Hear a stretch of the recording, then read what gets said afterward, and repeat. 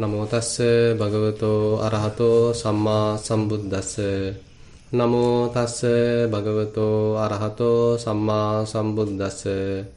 Namo tassa bhagavato arahato samma sambuddhassa. So we have completed the Mahahatti-padopama Sutta, in which Venerable Sariputta has given a fairly comprehensive explanation about particularly the form aggregate, and then he connected it with other aggregates briefly, and then in overall mentioned about the Four Noble Truths, and very much like taken us from a very mundane physical level to a supramundane understanding. Now Venerable Sariputta is the one who is only second to the Buddha from his wisdom, and there are various suttas around him, and again himself has recited many suttas, explained them to the other monks, and I have selected another one which is also by Venerable Sariputta. This is available in the Bojjhanga Samyutta, where Venerable Sariputta talks about the 7 enlightenment factors. Ekang samayang ayasma sariputto savattyang vihirati jetavane anatapindikassa arami. So at that time Venerable Sariputta is residing at Anatapindika's park, Jetvanarama, and there he is addressing the monks. So he particularly want to give a teaching to the monks, so he is now teaching. Sattime also bojjhanga, katame satta. Sati sambojjhango, Dhammavichaya sambojjhango, Viriya sambojjhango, Piti sambojjhango, Passadi sambojjhango, Samadhi sambojjhango, Upekka sambojjhango. So these may be already familiar to you. So there are 7 enlightenment factors. The enlightenment factor of the mindfulness, the enlightenment factor of the discrimination of states, or we can say the investigation, then the enlightenment factor of energy, enlightenment factor of rapture, enlightenment factor of tranquility, that is passaddhi, enlightenment factor of concentration, the samadhi, and the enlightenment factor of equanimity. Now, why they are called enlightenment factors? Why they are called sambojjhanga? So this also actually asked by one venerable monk from the Buddha. Bojjhanga bojjhangati bhante uchchati kittavatanuko bhante bojjhangati uchchati. It is mentioned, Venerable Sir, as the enlightenment factors. Why are they called enlightenment factors? Bodhaya samvattanti tiko bhikkave tasma bojjhangati uchchati. So Buddha answers telling, since it is causing the enlightenment, it's causing the understanding, so that's why they are called enlightenment factors.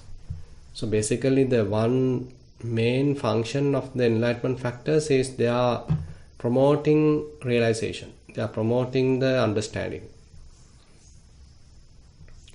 So basically we can't immediately come to the level of the enlightenment factors. Say for example, if we consider the Sati Sambojjhanga, so it is not that we are immediately at the Sati Sambojjhanga level when we start our practice. We can simply say we are starting with some bare attention. Say we are trying to do walking meditation and our foot is touching the ground, and we are simply trying to establish mindfulness there. So it is simply paying attention. So there the foot is on the ground and there is a sensation, and now we are trying to direct our attention to that sensation. Simply keeping our attention there, because our attention could be fairly distracted. There are various thoughts related to the past, related to the future. At the same time, at the present moment also, there are various other distracting sounds, smells, tastes, maybe sights. But at the same time, now the foot is touching the ground. Now that should be our selected object, preferred object. Now we are trying to pay attention to that. So that is how we start. And here we simply say it is simply a bare attention. So while all the other information is there, so now we select purposely this sensation of the foot. Now after that again mind can drifted, and after a while then the left foot is touching the ground. Again there is a sensation. Again now we are trying to pay attention there. So likewise we are again and again paying attention to a selected object. So this is how we start, and this actually helps us to establish mindfulness in the present moment, because these sensations are happening in the present moment, but all other things, either they are in the present moment or they are mind-made. Past activities as a memory or future activities as a plan, as a dream. But what we have selected is the present moment activity, that is the sensation of the foot. Now, so as we continue it, so we may become little familiar with this process. Now we are able to walk amidst all other distractions are there, but again and again paying attention to that sensation.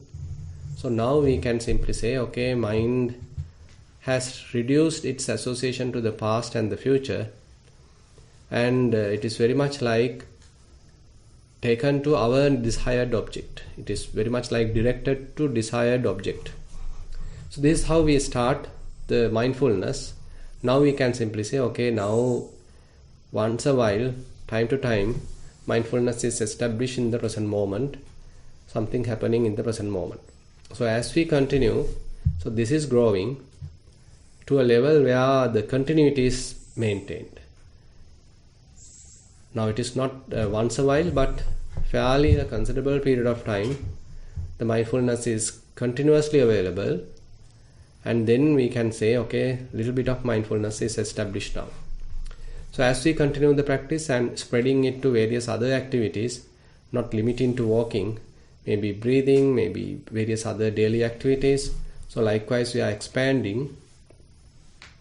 So similarly the mindfulness is growing. Now it reaches another level called Sati Indriya, where the mindfulness has become dominant.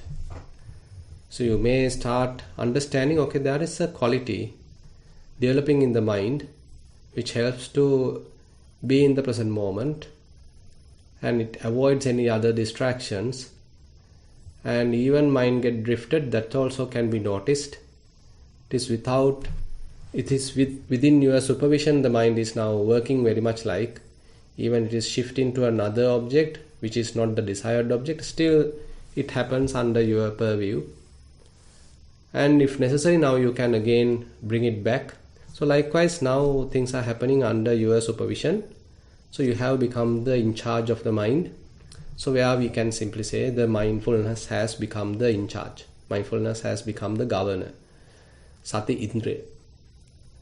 And as we continue, so more and more you feel confident about the practice, and the mindfulness become available to you fairly for a long time, and now you have your own methods to establish it, re-establish it, and now you develop confidence and reach the what called as power of mindfulness, Sati Bala. At that level, since you are confident, even when mind get drifted to something else and completely lost the present moment, still you don't feel kind of shocked.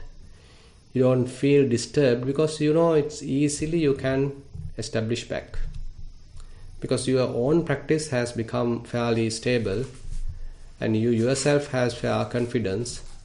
So even a little such drift does not make yourself upset, make yourself disturbed, because you know how to do it. You know how quickly you can establish mindfulness. So that is the level of what we call the power of mindfulness. And as we continue, we reach the enlightenment factor of mindfulness, that is the Sati Sambojjhanga.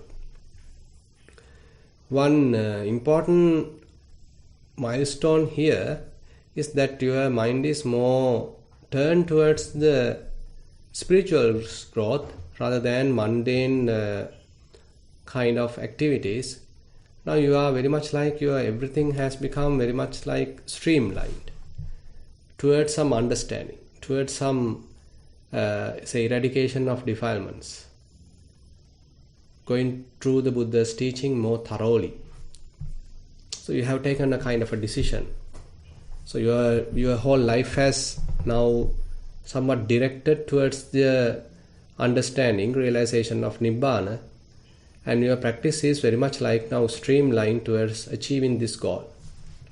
Previously it is very much like scattered, you are doing once a while, when others are also telling, okay, you are doing it, and there is no proper vision, and it's not yet matured. But here now it's fairly matured, and so you are very much directed towards achieving a goal. It is not a kind of material gains or fames, rather it is more into the realization. So this is the turning point in the practice when the enlightenment factor of mindfulness is there. So it is now developed so that this goal, this sublime goal, is further reinforced or further able to achieve. And fair amount of continuity is also there. So the continuous mindfulness is fairly available, and it is also not so strenuous. Previously you have to struggle because mind drifts again and again, but now it is not so. So kind of a smooth practice is possible, and you don't need to struggle. A fair amount of mindfulness is available. So likewise, so the enlightenment factor of mindfulness, sati sambojjhanga, can be recognized where one sense that your mind is more attuned towards the realization, attaining Nibbana, abandoning all other mundane goals, and fair amount of mindfulness is available continuously. Here we can say, okay, now we have reached the level of sati sambojjhanga. Then Buddha explained how one would go to the second one, that is the Dhammavicaya, where you are requested to recognize various phenomena carefully, to examine them, to investigate them. There you start the investigation enlightenment factor, Dhammavicaya Sambojjhanga. So as you do this, it is not easy, because these phenomena are not so interesting phenomena, but they are very neutral phenomena. So you need fair amount of effort to maintain this process, because mind might not want to continue. It is difficult. The information is not visible, not available, not accessible. So you have to put forth a lot of effort. And on the other hand, the effort has to be properly balanced. So how to kind of do a tuning of the effort. Now all that helps to develop the enlightenment factor of the effort, Viriya Sambojjhanga. And as you continue the practice, so now you gain this capacity, you are developing those necessary skills, you know what is the necessary amount of effort to be maintained, you know how to properly aim to an object so that the information is, or the details are available to you. Now the details are getting more and more revealed, more and more accessible, and you are doing the process, you are practicing vipassana, so that the different phenomena, those characteristics become more and more evident. Say if you are practicing Vedananupassana, all the different types of feelings are accessible.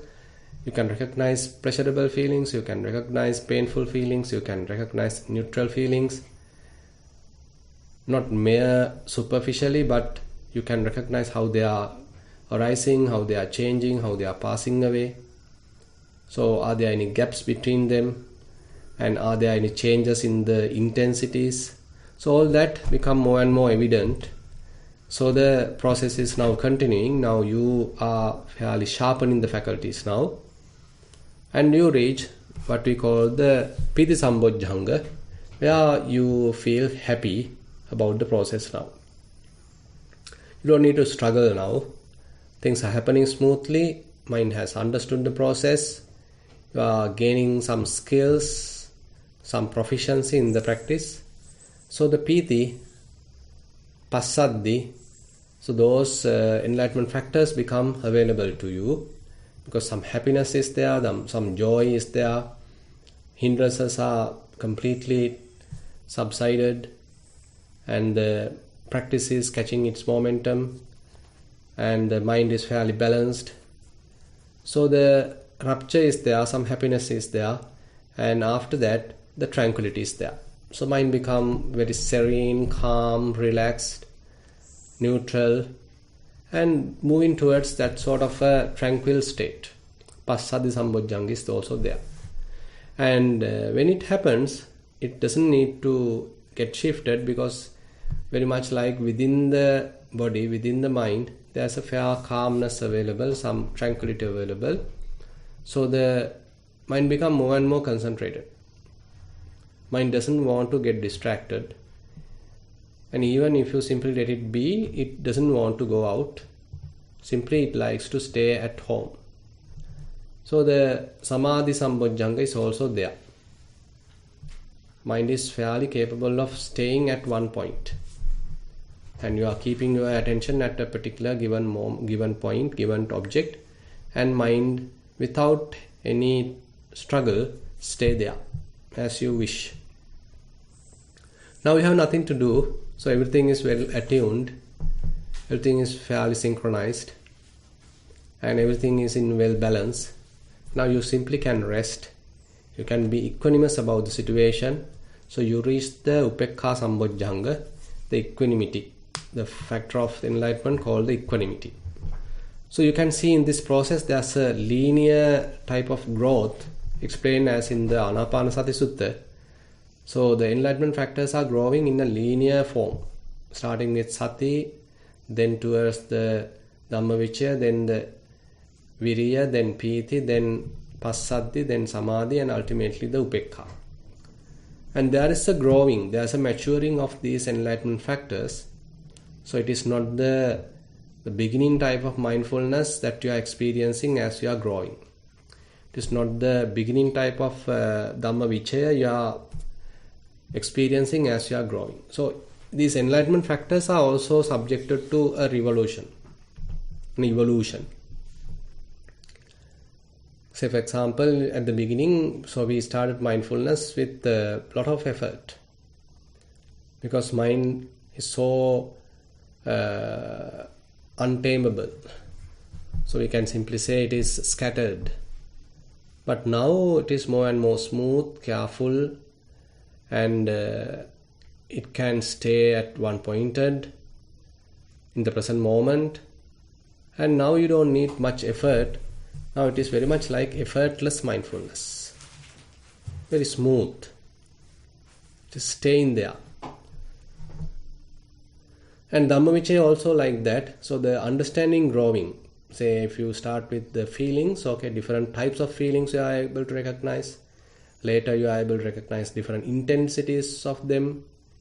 You are able to recognize any resting periods, kind of absence of certain type of feelings. And then probably you are able to understand how they are arising, changing, passing away. And then you are able to understand their common characteristics, like how impermanent, transient they are, how unsatisfactory they are, and how non-governable they are. And you can't say it belongs to you, and they are produced as a result of the contact. So these are actually the growth of the wisdom. So the growth of the wisdom happens at different levels, and it's a maturing of the Dhammavicaya. Then the energy.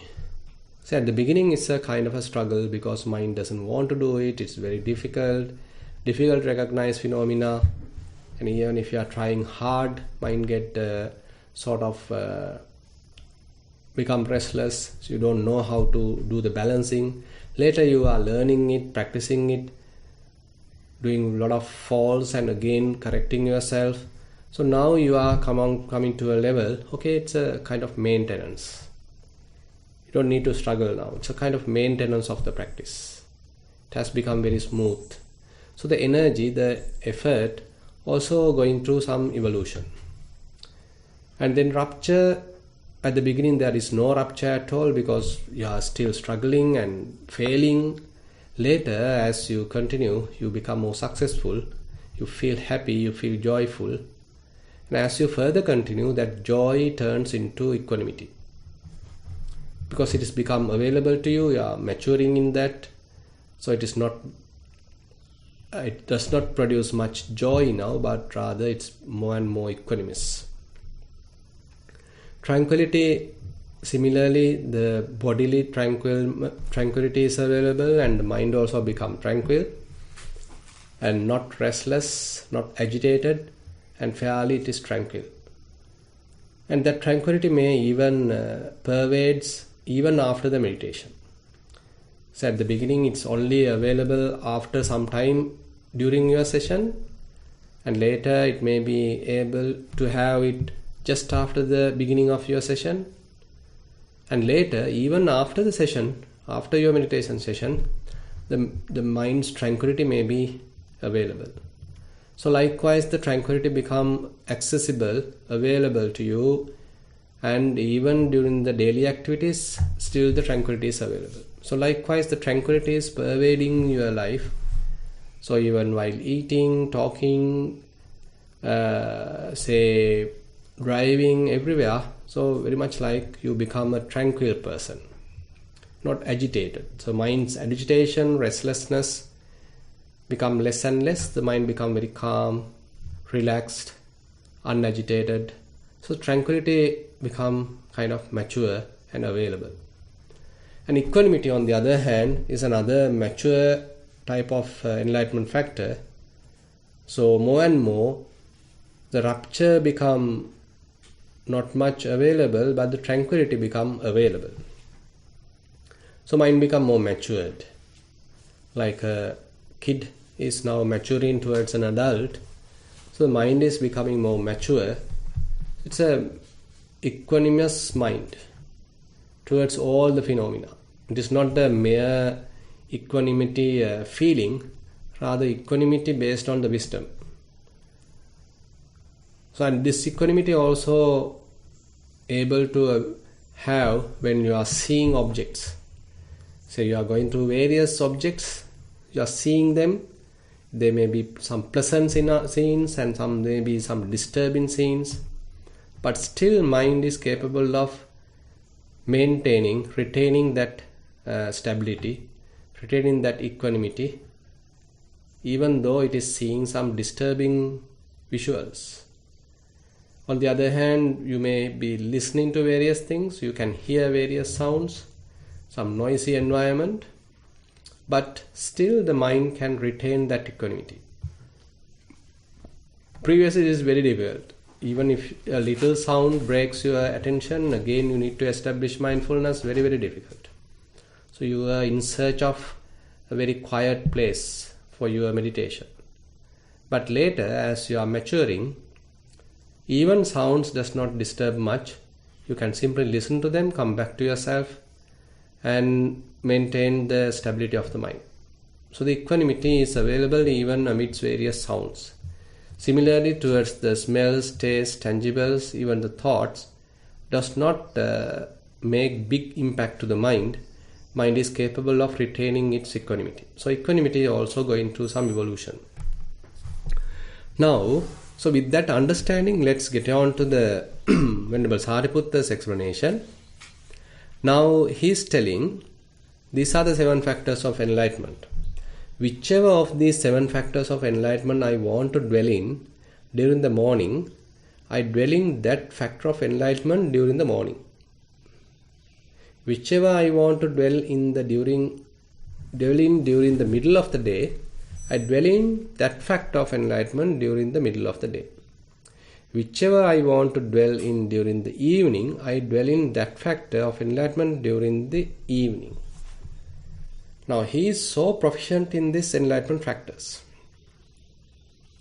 So previously we were struggling with them. We don't know how to achieve them, how to make them available, and we are struggling.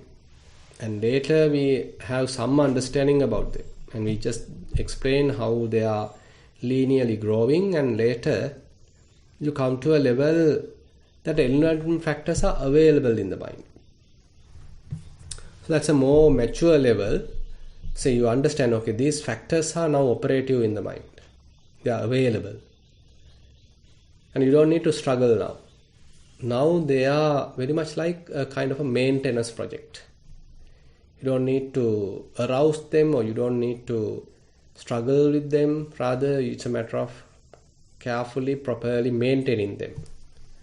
Now the development of the enlightenment factors completely change from that doing mode to the being mode. So previously you are doing preparations to have the enlightenment factors, to mature the enlightenment factors, to develop the enlightenment factors. Now it's a matter of maintaining them, being with them. So your entire practice has shifted from doing mode to the being mode. Sati sambojjhangam bhavete viveka nisitang, viraga nisitang, nirodha nisitang, hosagga parinami. Dhamma vichaya sambojjhangam bhavete viveka nisitang, viraga nisitang, nirodha nisitang, hosagga parinami. So likewise, Buddha repeats to all the enlightenment factors. So after you reach this state, there is no sort of a linear relationship. Rather, now everything is very much like a proper balance, contributing towards each other, maintaining kind of a harmony, maintaining that harmony in the mind. So mental well-being is there. So it's a matter of maintenance. So Venerable Sariputta now points out, if he likes to have a particular enlightenment factor thoroughly, at high intense, so he can do so in the morning. So if he like to have a different enlightenment factor, more accessible in his mind during the afternoon, okay, he can do so. And whatever enlightenment factor he prefer to have in the evening, he can have it. And this is very interesting part. And then he further can recognize, if friends it occurs to me, let it be the enlightenment factor of mindfulness, it occurs to me it is measureless. Now he is very much like doing an inner contemplation, kind of introspection. So what is the level of mindfulness right now? Is it available? If it is available, what is its level? It is completely, fully matured, fully available. It is only very limited and very narrow amount of mindfulness available. So it is, or else it is completely pervaded. Everywhere I can maintain mindfulness from the morning to the evening, say. So likewise, each and every activity I am able to maintain. So sometimes when we start developing mindfulness, say while eating probably you can maintain mindfulness, but while walking you can't, while drinking you can't, while talking you can't. Maybe you started with brushing the teeth, there you can maintain mindfulness, but while bathing you can't, while eating you can't. So likewise, it is not spreaded, it is not measureless, rather it is very much like limited. So here Venerable Sariputta mentioned, okay, when I examine the power enlightenment factor of mindfulness, I can recognize its state, its level, whether it is measureless, it is pervaded. Everywhere I am able to maintain mindfulness. Or is it perfected? Are there any glitches? Are there any imperfections? Or is it perfected? It's very much like a matured mindfulness available everywhere. Or are there any kind of faults, any discrepancies?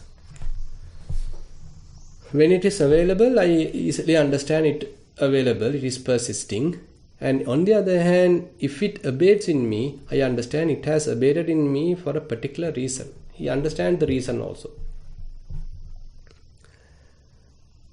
So that means it is not that he has the mindfulness perfectly throughout the life. Rather, there may be a reason that the mindfulness and enlightenment factor become weaker, and then he know why it has become weaker. Now say for example, there are instances even the arahants have become sick You can remember the stories of Venerable Mahamoggallana, Venerable Sariputta himself, and again Venerable Mahakassapa. So they all become severely sick,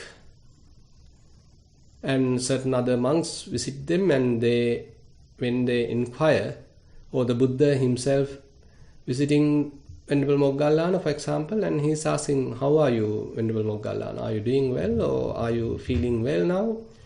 How about your sickness? Is it reducing? Is it recovering? And Venerable Mahamoggallana replies, no, Bhante, it's getting more critical, very severe, I'm very difficult, I'm maintaining this life at a difficult way. So he's explaining that situation. So we can't say now the enlightenment factors are at its full-fledged. Rather, there are certain weaknesses, or we can say simply reduction of enlightenment factors, their intensities. And later Buddha very much like further explain about the enlightenment factors. He aroused some sort of energy in the listener by talking about the enlightenment factors. Mahakassapa Bojjhanga, Mahamoggallana Bojjhanga, Chunda Bojjhanga. Now all are actually explanations talking about the enlightenment factors, and those discourses actually help to regain the capacities, further doing that tuning of the enlightenment factors, and ultimately they are even able to abandon the sickness by doing that proper synchronization or proper balance. So therefore, even the Arahants have gone through these ups and downs of the life, and so therefore they can say, as Venerable Sariputta mentioned here, so he know what is the exact reason, what is the exact cause in case a particular enlightenment factor has become weaker. Now, similarly, he explained about the other enlightenment factors. So, what is about the wisdom, the enlightenment factor of the Dhammavichaya? So, is it very penetrative type of wisdom now available? Is it perfected? Everywhere it is available. Each and every activity I can maintain such a very sharp wisdom, or only at different occasions? Or when it is available, he knows it is available. And if there is no proper enlightenment factor of investigation, there also he knows, okay, due to these reasons, it has become weaker. Similarly, he is talking about the piti, passaddhi, samadhi, upekha. So he is very much like capable of understanding their intensities, their availability, their level of availability, their presence, everything is very much available to him. It's very sharp. So he can do introspection about his mind and recognize how the enlightenment factors are now operating in the mind. Now he is giving a beautiful simile to his previous statement. So previous statement is that he is mentioning that if necessary, I can have mindfulness enlightenment factor as the chief in the morning. Say, I'm giving a little scenario. If I want to have, say, Dhammavichaya as the chief in the middle of the day, okay, I can have that as the chief. Say, during the evening, if I want to have tranquility enlightenment factor as the most dominant enlightenment factor, okay, I am having tranquility as the most dominant enlightenment factor. So likewise, his mind is very much under his control. So he can control which type of enlightenment factor I have to have in the morning, which kind of enlightenment factor I want to have in the middle of the day, which kind of enlightenment factor I want to have during the evening.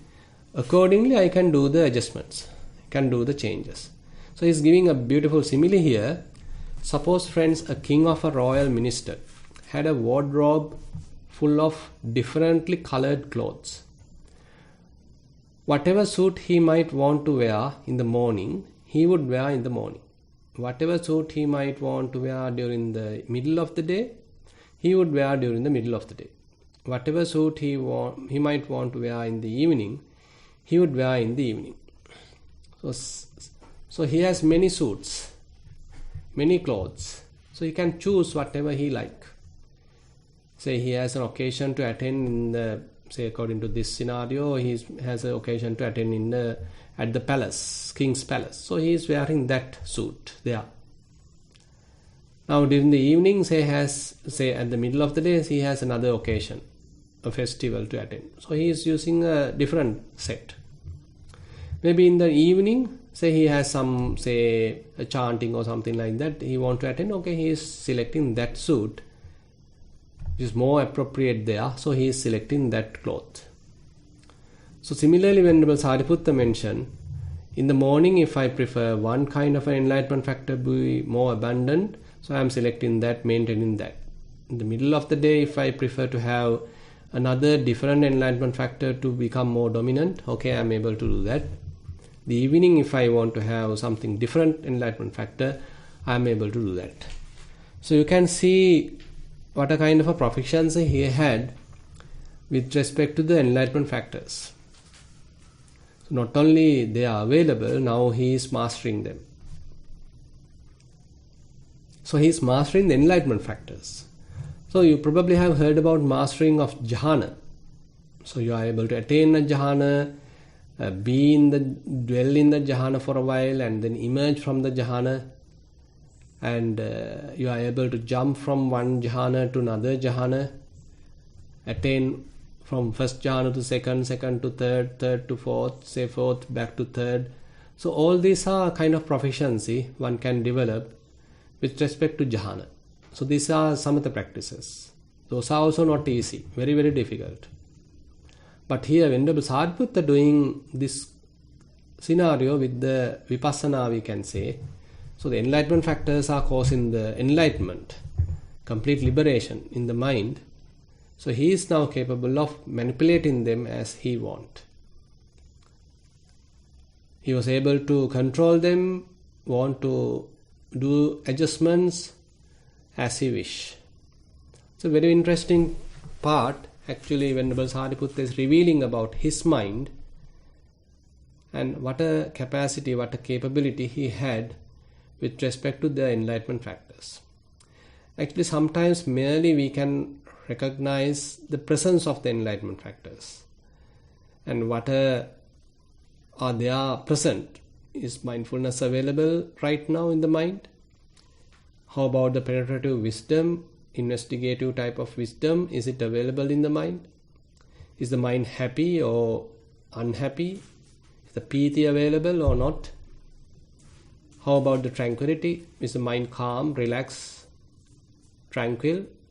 You can check whether is it the case. And again, when it is fairly concentrated, so you can check. Or is it get distracted? You can check, you can be aware. And if it is equanimous also, you probably can check it. You can be sort of mindful about it. But Venerable Sariputta has gone to the best of it. So he can know, okay, this particular enlightenment factor is available and to what extent. Is it available every time, everywhere, at an unlimited way, at a very perfect level? Or are there any shortcomings? So what are the causes for this shortcoming? So he has the full proficiency in each and every enlightenment factor. And on top of that, he is capable of mastering it. When it is necessary, he can have it. He can have a particular enlightenment factor as the chief, as the most dominant kind of an enlightenment factor. He can do such kind of a dominancy, adjustments to the enlightenment factor. So when it is preferred, okay, particular enlightenment factor is taking the upper hand. The others are balanced and they are at the supportive level. One is more predominant. So this is a very interesting case that Venerable Sariputta explained in this Vattha Sutta, and I like to share that with you. And here recognizing of enlightenment factors, whether they are available and to what extent they are available. So what are the causes in case they are weak? So how we are able to further develop it. And these are interesting things that we better pay our attention, because now as we are very much like maturing in our practice, so we should be able to introspect our mind. We need to again and again reflect on our mind. So what is the state of the mind? Is it mindfulness available, investigation available, wisdom available, some calmness, tranquility available, effort available, or equanimity available? So very much like doing some sort of probing into the mind and see whether these factors are available and to what extent and to what intensity. And there are other occasions that the Buddha, for example in the Aggi Sutta, explain us to have a balance in the enlightenment factors. I already have mentioned this case that certain enlightenment factors are more activate in the mind. In that category, Dhammavicaya, Viriya, Piti, investigation, enlightenment factor, the effort and the rapture are more into that side. It activates the mind. It motivates the mind. It generates some more energy in the mind. On the other hand, the other three enlightenment factors, Passaddhi, Samadhi, Upekka, that is the tranquility, concentration and the equanimity, they are more and more calming down, relaxing, make the mind more restful. So these two groups are very much little opposite to each other, and the mindfulness is the one observing its availability or the imperfections or imbalances, and now mindfulness has to be maintained continuously so that proper balancing of these two groups should be available. So in case the activity side or the active side is more prominent, then the mind can become restless. If the inactive side or more calmness, tranquility become more prominent, then there could be a lethargic, drowsy, sleepy kind of a mood. So the mind has to have a kind of evenness. And while keeping that also in your mind, you can now understand what Venerable Sariputta is doing. So he understands this as well. But if he prefer to have more tranquil state in the mind, or he is able to maintain that. If you want to have more active, vigilant state of the mind, he is able to maintain that. But without any restlessness, without any sleepiness, not going to that complete imperfect level, but maintaining a proper balance. But the taste of the mind, the quality of the mind is very much under his scrutiny. Okay, very, very interesting mastery in one's mind. So the Venerable Sariputta is the perfect one in this.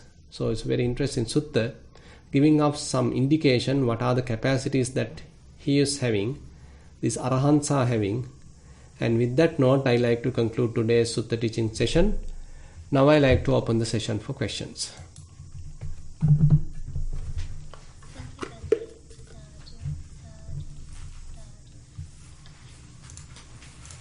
Yeah, so you have a question.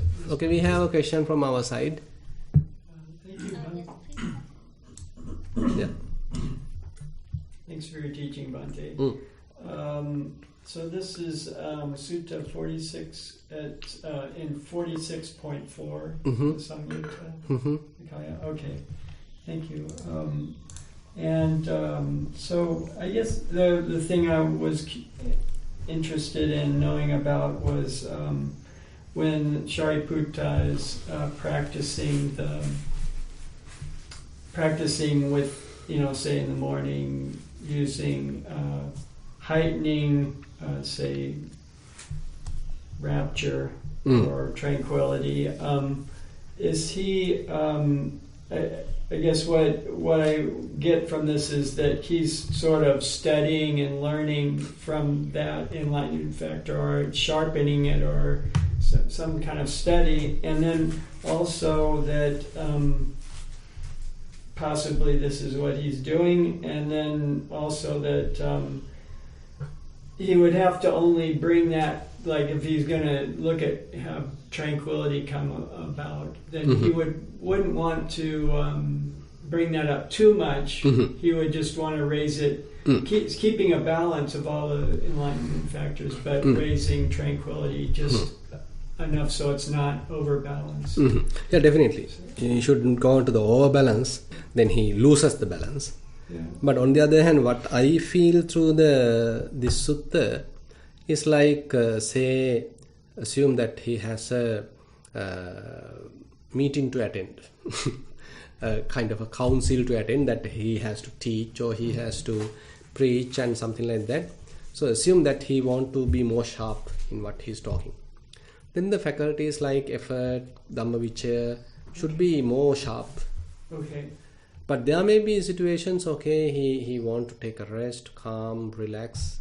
Then the tranquility enlightenment factor, the equanimity enlightenment factor may be more supportive in that mood. Yeah. So I feel like he is capable of appropriately managing them. Okay. So things are under full supervision, as you said, not causing him to go to the extreme. Yeah. Say for example, if the enlightenment factor of investigation become too much, then the mind become restless. But he's not allowing that either. But now he's taking it to the edge. Enlightenment factor of investigation is taking to the edge. It is the most dominant part, but not losing the complete balance. So it's a kind of a sharpening of that, taking it to the upper hand, while others are supportive, not losing the balance to the mind either. On the other hand, say when it is necessary to have tranquility, so he is able to completely tranquilize the mind. So the mind still not get into the lethargic mood, not get into the complete inactive mood, but still active, but very sublime, very peaceful, very calm, very tranquil. So he is enjoying that. So that's what I feel, that he's playing at these, the boundaries without losing them. Yeah, and he's utilizing them in his life. Exactly. He's enjoying it very much, like, isn't it? He's playing like a game. So in the jhana also sometimes it is mentioned, so when they become more proficient in jhana, they can play with jhana. Say you can attain from 1 to second, second to third, third to fourth, say fourth back to third, third to second, second to first, again 1 to third, third to fifth. So you can play with them because you have the complete mastery, something like that. So when I read this sutta, I feel the same kind of a capacity in Venerable Sariputta with respect to vipassana. So he's playing with the enlightenment factors, with the bojjhangas. So he has the complete mastery of them. So he is able to play with them. If he prefer one particular enlightenment factor to become the most dominant enlightenment factor, he can take it up. But yet he's an arahant. Yeah, that's the thing. And that's yeah. Yes, but you're on the way to become one. Well, You should practice. So you are asking, why is he playing it? Is it the cause? You are asking. In a way, like why does he need to do that? No, I think that's the thing. I think depending on the situation. That's why depending on the practical situation, he may be adjusting it. That's what I said. Say he has to attend certain activity. Say where very sharp mind is necessary. Say very investigative type of penetrative wisdom is the most required type of skill. If necessary, assume that he is more having that part at the right hand. But on the other hand, assume that now everybody is calming down, really relaxing. Say it's a better, beautiful evening, and maybe closer to the night. Say the moon is there, full moon is there. Now he doesn't want to do any preaching, rather he want to tranquilize himself. Okay, he's taking to that mood. Yes. So likewise, I feel depending on the situation, he is doing the adjustments to the mind so that he is capable of handling the situation more thoroughly, more properly. And I feel that may be the reason he is doing those, say, kind of an adjustments. And can I say then, would he also, I mean, he wasn't perfectly enlightened. Correct, I mean, correct. So he could also be kind of raising his level in a way. Is that possible with him? Is it possible that he had more work to do even as an arahant? Definitely. Because he has a lot of work to do. Because Buddha has given him various difficult tasks. For example, I'll just give you some example. Now probably you can remember Venerable Devadatta. He took 500 monks away from the Buddha. Yes. So he made the schism and the 500 monks taken the side of the Devadatta, and then Devadatta took all 500 monks. So now they are living with Venerable Devadatta. Yes. And they were there for some time, and later Buddha knew, okay, their faculties are now sharpening. Once the proper Dhamma is explained to them, they will become arahants and they will come back to me. So Buddha didn't go there. He asked Venerable Sariputta to do it. So it's a difficult task. Now he is going to the opposition. Yes. So Venerable Sariputta is asked to go to the opposite side now, to the opposition, and carry the members from there and to this side, like in the parliament. So you are now asked to sit on the opposition side and convince the monks there, the members there, and bring them back to this side. So that's the task assigned to Venerable Sariputta. So he went there, preached them, did the thing all properly, and those monks also become enlightened. He returned back with those 500 monks. So likewise, these are not easy tasks, isn't it? I mean, he's going to the opposition and the people may be looking at him in a more doubtful way. They want to attack him and they may be asking various difficult questions. So he has to be very equipped. He has to be very sharp. So in such occasion, probably he is keeping, I don't know, I'm just assuming, keeping certain skills very sharp, more intense, so that he can handle the situation carefully, properly. Depending on such scenario, he may be doing the internal adjustments. Okay, yes. Yeah. And my experience, I mean, what I think I experience in meditation is the arising of all enlightenment factors. And it feels, well, I don't know if they're balanced, see, that's the thing, but I do recognize each enlightenment factor. And they seem to arise together in a way. Is that true? Or? Yeah, I also think so. So, but as I just explained at the beginning, they are linearly growing. Yeah. Say equanimity is not available. Say tranquility is not available. You are still developing the investigation, developing the effort, balancing the effort. So you are struggling with the practice. Later you become more proficient. Now you don't need to struggle. Now very much like you understood how to do it. Now it's a continuation, it's a maintenance of the practice. Now later, equanimity become more prominent. It's available to you most of the time. Not much into the too much excessive effort. Now things are very much like effortless. So things are available to you, accessible to you. And most dominant factor may be the equanimity and maybe the tranquility. Because there is no agitation in the mind. So the mind also has given up attachments and the mind has fairly released, not holding, grasping things. So you become more and more equanimous towards all the phenomena. So it is so ultimately we can see, so we are maturing more into the equanimity. Etan santang, etan panitang, yadidang upekka. So Buddha also promotes, okay, monks, you need to return back to that equanimity, associate that equanimity, dwell in that equanimity. That is more sublime, that is more serene. So likewise, the enlightenment factor of equanimity and tranquility may become more dominant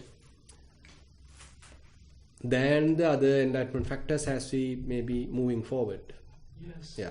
That's what I seem to notice, and I've, like Chief Bhante has, said, and I think you also say, just keep coming to that place of equanimity where the mind isn't so interested in, like investigating particularly. Correct. But that's okay But then that seems like investigation is. No, that's another point. Present. Now here, so while you are resting at this equanimous state, Yeah. even though there are no phenomena to investigate, it doesn't mean that you lose the wisdom at all, isn't it?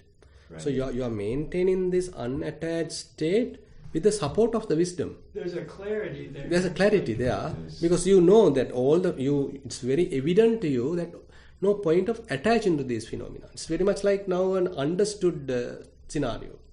So it's quite evident to you, okay, no point of attaching to these conditioned phenomena. They are transient, they are imperfect, and they are unsatisfactory, they are ungovernable. So you've given up everything. Now you don't want to, put yourself into trouble again because they are useless. They are not worth of attaching. They are not worth of holding. So that understanding is very much with you. So that's why the factor of investigation does not mean that you are supposed to investigate phenomena every time. Okay. So it is maturing towards kind of a different levels of wisdom. So it's a deeper level of investigation that's happening. Exactly. It has. Investigation. The term investigation, as we say, you need certain phenomena to investigate. But now there are no phenomena, isn't it? Probably you can investigate the level of the mind, state of the mind. So what is the state of the mind? Is it balanced? Is it proper? So something like that maybe. But still you are equipped with that capacity, isn't it? Even a slightest thing, when any discrepancy happens in the mind, you can quickly notice it. Yes. So that's a very sharp investigative quality in the mind. Yes. It is available in the mind, but no phenomena are there to investigate, by the way. Yes, and it's not it's an intuitive investigation. Exactly. Rather than like what we consider as like analyzing, yes. Describing things and pinpointing Exactly. the problem. And Exactly. It's not a mental practice. It's not a conceptualization at all. It's not like studying in school or something. Exactly. But rather you are very vigilant. You are very sharp, but nothing is there. Yes. Yes. But the moment anything comes to the conscious, awareness, so you can easily notice it. Yes. Something like that. I noticed that too. It's very sharp. Very sharp. But it's not trying to go to anything. Particular. Exactly. So it's more like you're open and things are coming in. Coming in, but not disturbing either. Yeah. Isn't it? So they are coming in. You are quite receptive, but you don't want to disturb them. So they simply mind their own business. They come and go. You are not bothered, but you can see what's happening. And I guess in that time, if we did have a great deal of pain arise, let's say, then if we can maintain that equanimous, sense and that relaxed, unified sense, then we could investigate that pain at that if point. necessary. Yeah, if necessary. Yeah. But otherwise, you can ignore it. Yeah. Because the point is because why are we going to investigate? Now, suppose because we were disturbed by it, I guess. Yeah, maybe you can check if it's necessary. If you want to change the posture, if you have accidentally put yourself on a thorn or something, probably you can quickly notice it. You can simply take an action. Yeah. But otherwise, suppose that there is a pain, bodily pain. Yeah. Now, you already has taken medicine. Yeah. You have taken some action, but still the pain is there. So I feel we don't need to investigate now. Yeah. Because it will be a burden to the mind to give another phenomena, because now the mind has the capacity to rest. Mind has the capacity to become equanimous and without attaching to anything, without paying attention to anything. Yeah. So you purposely directing it back to a pain will be a unnecessary effort. Yeah. And I noticed that, like, I do walking meditation in the morning. I have a sciatica pain, and when I begin the walking meditation, that pain can be very strong. And as well, my mind is sort of thinking about things, and so I'm in more of a worldly state of mind and body, and but as the mindfulness grows and the mind becomes unified, that pain goes away completely. Which is, I'm not sure if that is because of mindfulness, but it's the mindfulness and the enlightenment factors seem to relax me completely, and that pain completely goes away.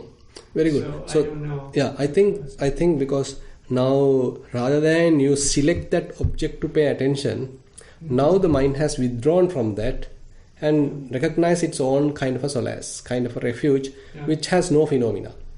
So once the mind recognizes that state and resting there happily, then this may be there, but you are not being bothered by that.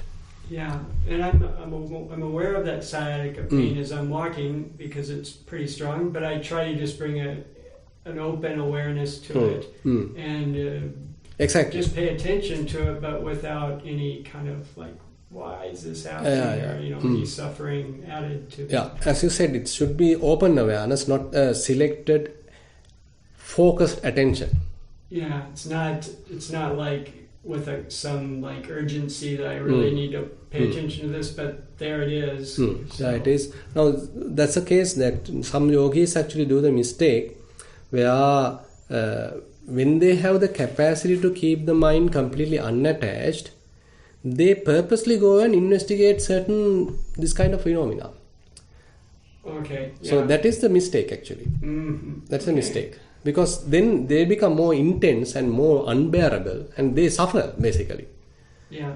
So because they already have the capacity to be away from them. So when you have the capacity to completely relinquish them and completely become independent, why are you going and again bothering it? So that's a mistake actually sometimes we do.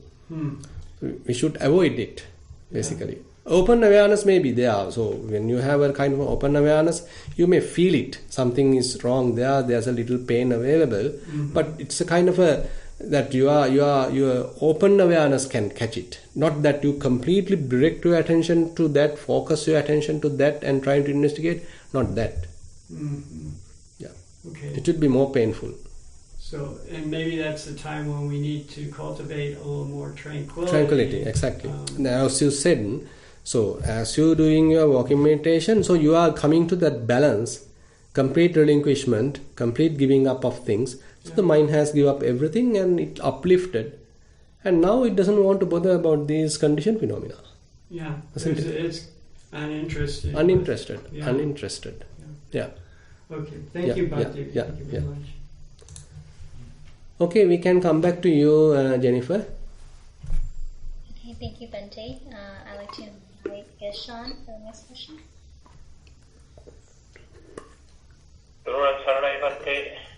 Yeah, Thero and Sanai. I hope you can hear me. Yes. Alright. First of all, thank you so much for the talk. I really enjoyed that and the discussion. And with that, before I start my question, I wanted to, I was listening to Dhamma Vichita's question, why Sariputta is playful on this type of events going from one state to another. I was thinking the same, but I also thought, like maybe it's more than a playfulness. It's just a task to sort of develop, I guess, without being, without getting attached to it, but just trying to sharpen that knowledge. Could that be one of the reasons, I guess? Because that's something what we all supposed to strive, trying to sharpen that knowledge. Could be also, because by sharpening them and you're properly doing certain exercises, you are very much like sharpening them. It also could be, yeah. Rather than simply keeping them as it is, so you do some certain adjustments, sharpening, changing, and so you become more proficient about the enlightenment factors. Right. So I think think about it, if you are a student learning mathematics and then you sort of practice to sharpen your math skills because you don't know where the questions are going to come. Correct. When you go to the exam, the similar kind of way, I was thinking, could that be a reason? So anyway, that was my thinking. So with that, I wanted to ask a question about the mindfulness, the fully awareness of it, and that wearables or the Sariputta's experience that you were describing, I guess, and when you talk about that, and I was thinking, like when I experience the body sensations of being mindful and I feel the heartbeat, but if I concentrate on that, I don't feel that I am sitting at that point. But the moment my thought goes into my, say, the sitting position of my buttock is sort of touching the chair, and then I loses the heartbeat or the breathing or the sensations of, but I can be, so I don't know how to sort of ask this question kind of thing. What is the full awareness and where rather than thinking of one, but just to be, not to sort of be focused. Is that the best way to sort of think about it? Yeah, so basically at the beginning you need to focus. So beginning in the sense, suppose that you are practicing accordingly, linearly, say you are still developing the enlightenment factors and you first establish mindfulness and then you start investigating the various phenomena, and that investigation has to be continued for a fair amount of time, and then as a result of that investigation, slowly mind starts abandoning them. It is not that we do, rather mind naturally start disinterested. It's no more, does not want to get involved now, and slowly mind starts relinquishing things, abandoning things, letting go of things, and when it happens, now you give up all the 5 grasping aggregates. So that is where the anissita, appanihita, or rather we can say anissita and anupadana. So mind doesn't want to associate anything, and mind doesn't want to cling on to anything. Now the mind is very much like relinquished, very much like released. So while you are there, now you don't need to focus attention to anything. Very good. Yes, I understand the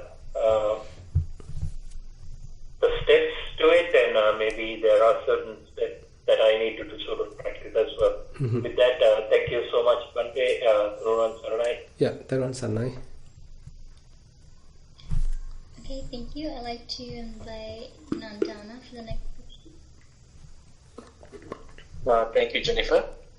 Bhante, I guess you can hear me, right? Yes. Okay. So I was actually listening with interest to the first set of questions that you got today. Yeah.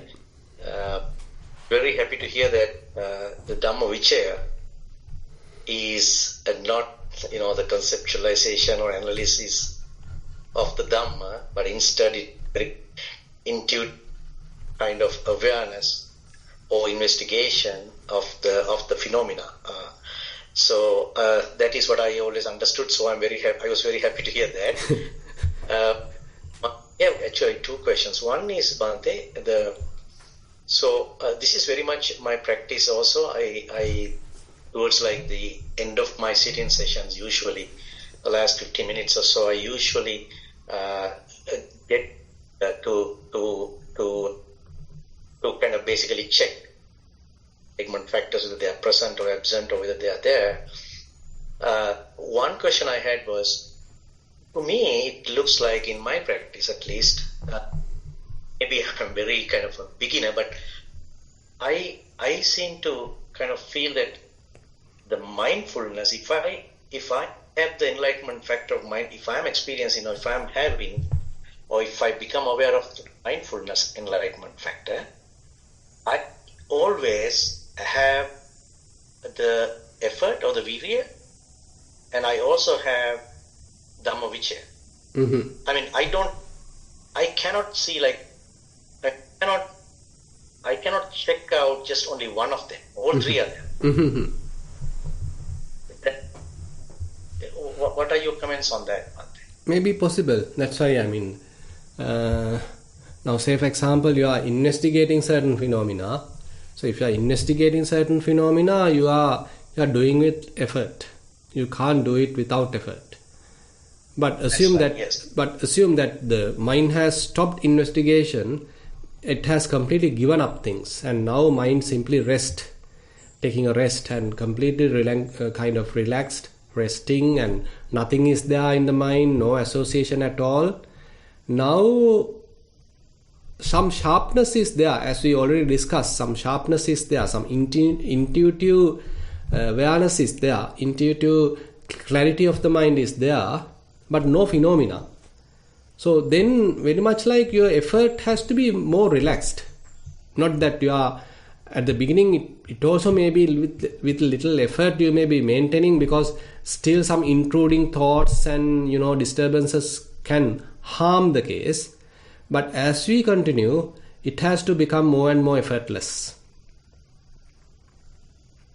So what you're saying is that mindfulness and Dhammavichaya can be present without the presence of effort. Right? Correct. Okay. Now, the thing is, in case if we want to effortfully investigate something, there may be a kind of effort you need to initiate. In order to initiate the process, probably you have to have certain effort. But assume that you are not having that either. You are merely calming down. You are merely relaxing. Then your effort has to be very minimal. Minimal it may be, but it should be present. That's what I thought. I mean, I always felt as if there's an effort. Maybe I was I was kind of making an effort.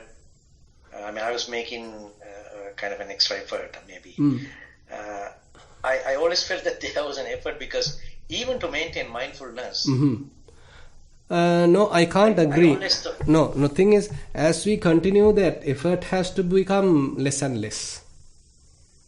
Okay. Because the thing is... Even with Dhammavichaya, even with the presence of Dhammavichaya. Yeah, I feel so. Because the case is, now say for example like this, now say the hindrance power is still there. There are certain thoughts trying to pop up with sensuality, certain thoughts to pop up with ill will. And all those disturbances are still, trying to disturb the process. Such case, you have to be very vigilant, very alert, and fair amount of energy has to be maintained in the mind to avoid those kind of disturbances. But suppose that you continue the practice for a fair amount of time, now the hindrance power become more and more weaker. Now no more thoughts much related to the sensuality, no more thoughts of ill will, and no doubts. So you are very much like confident, everything is very smooth. Now you don't need much effort. You can relax because no disturbances. There are no intruders, there are no enemies. So you can simply take a nap, something like that. Right. Yeah, I think I know exactly what you're saying, but what I find is that once I reach that state of mind where the because the way I become aware of Dhammavichaya, or the way I kind of exercise or develop Dhammavichaya, is I always try to examine the hindrances, the presence or absence of hindrances in the mind. And that is how at least the way I understand it, is that my Dhammavichaya helps me to be aware of the presence, absence of hindrances in the mind. Good. Or a mind that has no hindrances, like you said, completely, the hindrances don't arise very often, not at all. Correct. So you feel as if the mind is blank or absent of any hindrances whatsoever. And once I reach that state, I kind of feel as if I'm shifting slowly towards equanimous mind. So I no longer, I don't know how to say, almost like I start being very equanimous, like Definitely. Yeah. very relaxed. Exactly. Very relaxed. Mm-hmm. Right. So okay. So that's what you are explaining.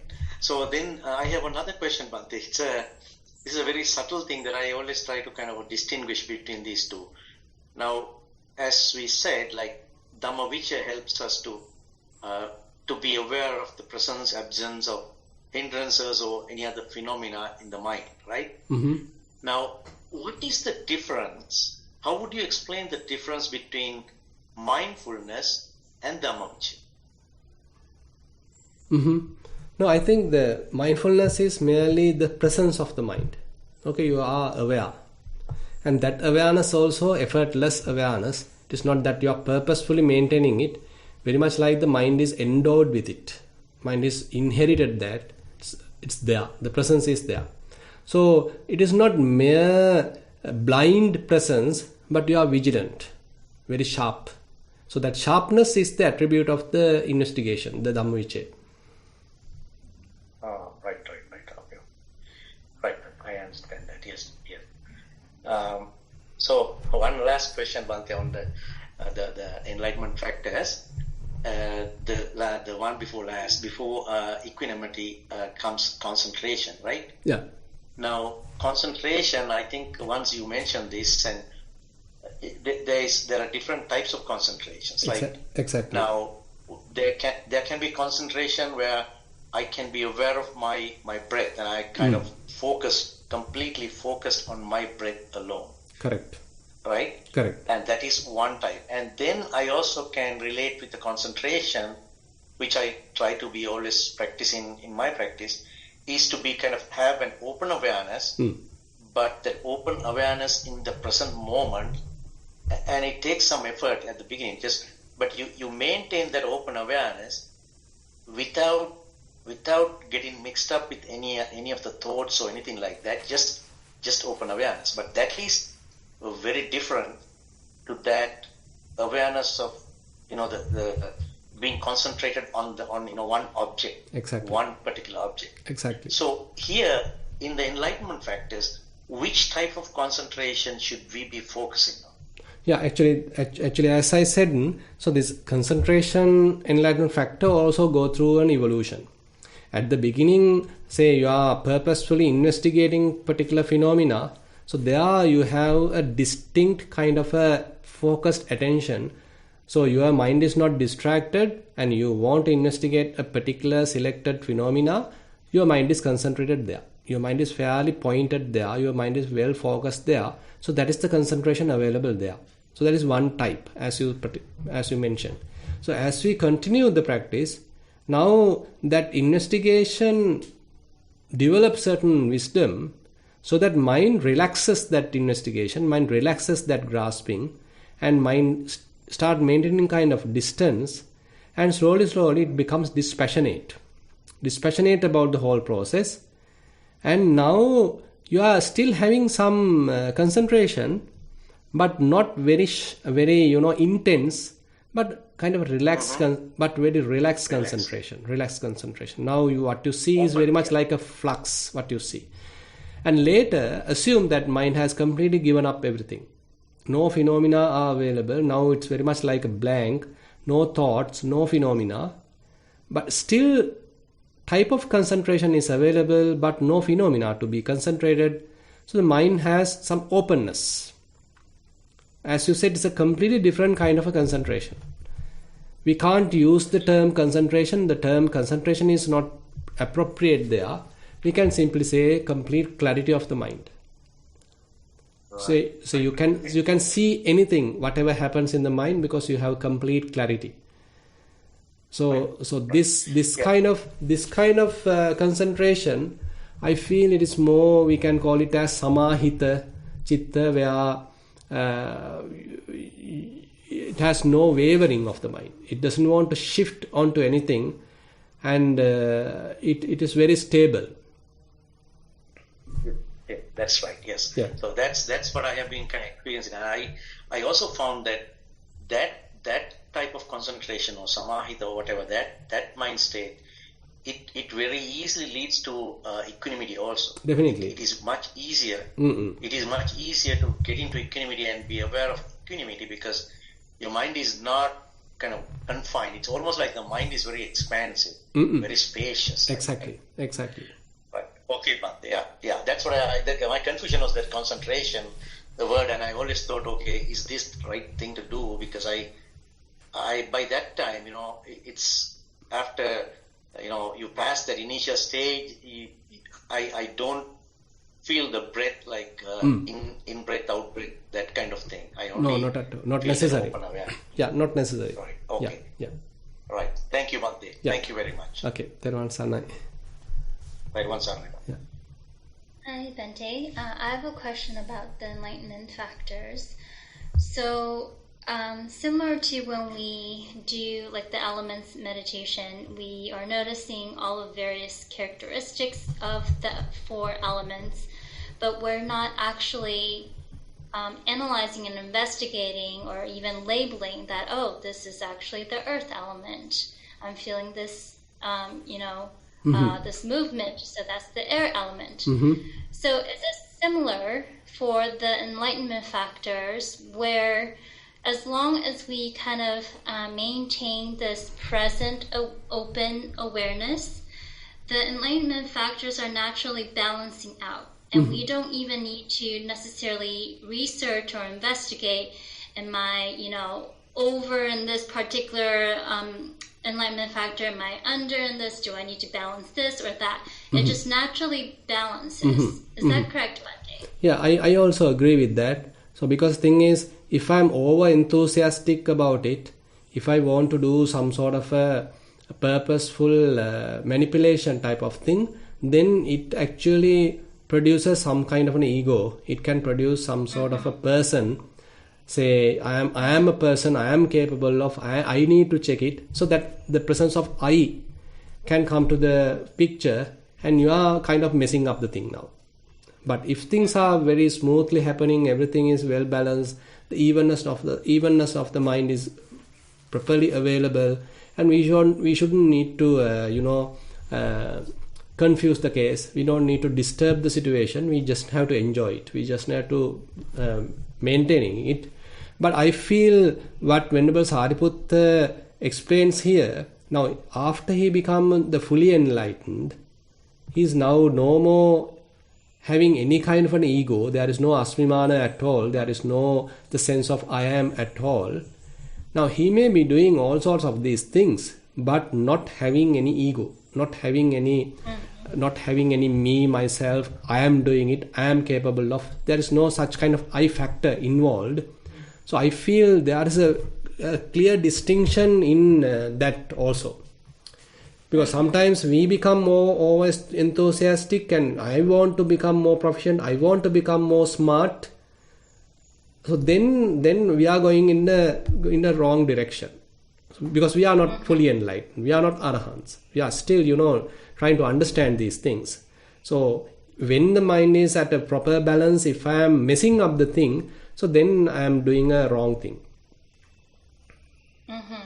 Okay, great. Thank you. That definitely verifies my understanding. And so is it also true then to say that until we've, complete mastery of the enlightenment factors, which I guess we won't be able to attain until we've actually become an arhat, then only at that point where we're devoid of an ego and we're an arhat, then should we, if we want to further hone and master the practice, then that's when we should investigate further into the enlightenment factors and start to actually, I guess, in a way, play with it or enhance it in some way. Now, I think on the other hand, Jennifer, now Buddha mentioned that the reflect about the mind. Okay, you see the kind of overall state of the mind. In that introspection, if you understand, okay, my mind is agitated today. Okay, now you need to do something. So that means that the last investigation factors like tranquility, concentration, equanimity has to be heightened, because the the mind has agitated. Assume that you feel lethargic, you feel monotony, and you feel, drowsy. So that means you need to do more investigation. You need to arouse energy. So the first group, the active group, has to be more given prominence. So likewise, time to time, introspection is something that Buddha encouraged. Abhikkanang sakanchittang paccavekkitabang. So Buddha say often, monks, you need to investigate the mind. You need to reflect about the mind. Am I maintaining proper balance, or am I not have lost the balance? So probably you may feel it. Now, when the mind become agitated, so when presence of mindfulness is there, the mindfulness enlightenment factor is always there, then it will give a warning. Okay, you are losing your balance. You become more agitated. So it will give that warning. Then we may have to do the adjustment. And that exactly like you said, Bhante. But I also feel like what you are mentioning about is really just seeing the hindrances that arise in mind. I'm not even investigating whether this enlightened factor is like too much or too little. I'm just investigating, do I have a hindrance? And then take the appropriate action to address that hindrance, and then naturally the enlightenment factors will again balance out. Exactly. Is that correct? Yeah, definitely. Because these two are completely opposite phenomena. The hindrances and the enlightenment factors are completely opposite. So well explained in the Kaya Sutta, in the Bojjhanga Samyutta. So when the hindrances are there, the enlightenment factors are, we can say, absent or completely weaker. When the enlightenment factors are strong, proper, balanced, then the hindrances are weaker or absent. So therefore, as you mentioned, if you notice any presence of any hindrance, so that means you need to take an action so that it will be abandoned and the enlightenment factors take over. Okay, thank you very much, Bhante. Yeah. Thero Sanai. I do have a written question here. It says, most respected Bhante, can yogis also practice bojjhanga in different way when they want or wish, depending on the situation as arhan? Please advise. You can try that. Because now, say for example, we just take a simple scenario, like say you have to attend a meeting, you have to attend an exam, attend a kind of a conversation with others where full alert, sharp mentality is necessary. Then probably you can, arouse energy, you can be more vigilant, and you can do a little bit of investigation if necessary, so that your sharpness of the mind is more available. So it is, probably you can try that.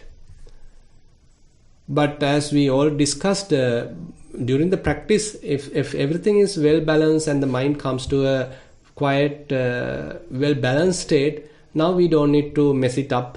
Let it be. Let the mind calm down. Let the mind properly maintain that balance. So we are very much like enjoying it then. We don't need to mess up it.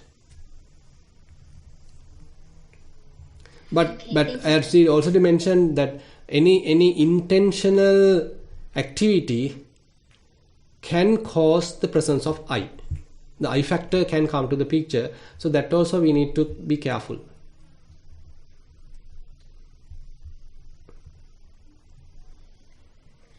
Okay, thank you, Bhante. Yeah. I believe that's the last questions that we have on our side. Okay, fine. So then we can conclude today's Dhamma discussion. We have spent 1.5 hours and discussing and practicing and listening to the Dhamma.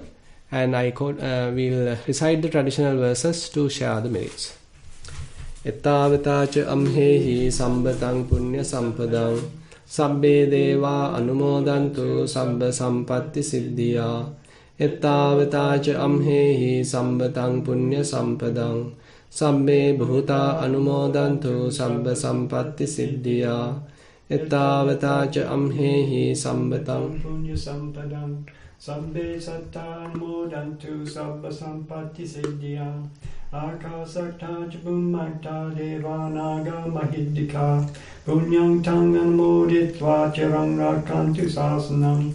Akasakta bhummakta devanaga mahiddhika Punyang tang anumoditva chiram rakantu desnang akasakta jabum makta devanaga mahidika Punyang tang anumoditva chiram rakantu mang param Idang bonyati nang hotu sukita hontu nateo Idang bonyati nang hotu sukita hontu nateo Idang bonyati nang hotu sukita hontu nateo Emina punya kamena mame balas magamo Satang samagamo hotu yavanibbana patiya Emina punya kamena mame balas magamo Satang samagamo hotu yavanibbana patiya Emina punya kamena mame balas magamo Satang samagamo hotu yavanibbana patiya Sadhu, sadhu, sadhu.